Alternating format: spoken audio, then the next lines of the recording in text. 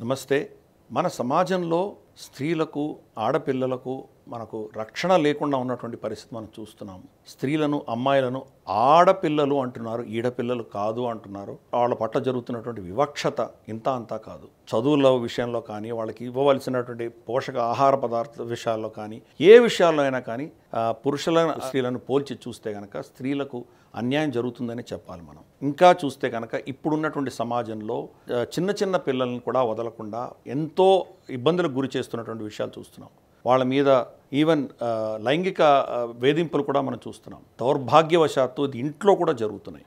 సొంత మామలు, బాబాయిలు, అన్నదమ్ముళ్ళు, ఇంకా దౌర్భాగ్యమైన విషయం ఏంటంటే కొన్ని విషయాల్లో తండ్రి కూడా చేసినటువంటి ఉదంతాలు మనం చూస్తున్నాం. అలా పీడించబడ్డటువంటి అమ్మాయిలు, అనాథులు, రక్షణ లేకుండా ఉండి చాలా కష్టంలో ఉన్నటువంటి వాళ్ళని ఆదుకొని హక్కును చేర్చుకొని ఉచితంగా వాళ్లకు వైద్య సదుపాయము, అలాగే మానసికమైనటువంటి కౌన్సిలింగు ఇవన్నీ ఇచ్చి తర్వాత వాళ్ళ చేతనైతే కానీ వాళ్ళ చదువుల్లో పెట్టి వాళ్ళకు క్రమశిక్షణ నేర్పించి ఉత్తమ పౌరులుగా, ఉత్తమమైనటువంటి తల్లులుగా తీర్చిదిద్ది మళ్ళీ సమాజంలోకి పంపిస్తున్నటువంటి ఒక సంస్థ, అద్భుతమైనటువంటి సాయి సేవా సంఘ్ సంస్థ ఏదైతే ఉన్నదో, గత 35 ఏళ్లుగా ఇటువంటి ఎనలేని ఎన్నో వేల మందిని వాళ్ళు సమాజంలో ఇలా కాపాడి చేయగలిగారు.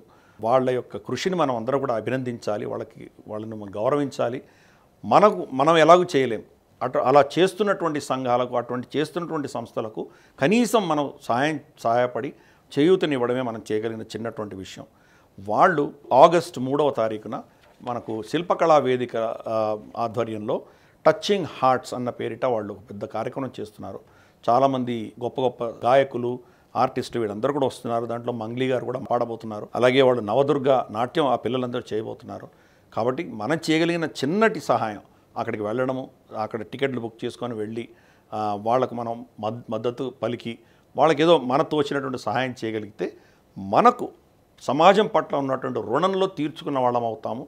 కాబట్టి ఇటువంటి ఏదైతే గొప్ప సంఘంలో సంస్కరణ తీసుకొచ్చి సంఘంలో ఉన్నటువంటి కష్టాలను కాపాడేటువంటి ప్రయత్నం చేస్తున్నారో వాళ్ళు చేస్తున్నటువంటి ఈ గొప్ప యజ్ఞంలో మనం కూడా పాలు పంచుకోవాలి. అందరూ వెళ్ళమని నేను ప్రార్థిస్తున్నాను.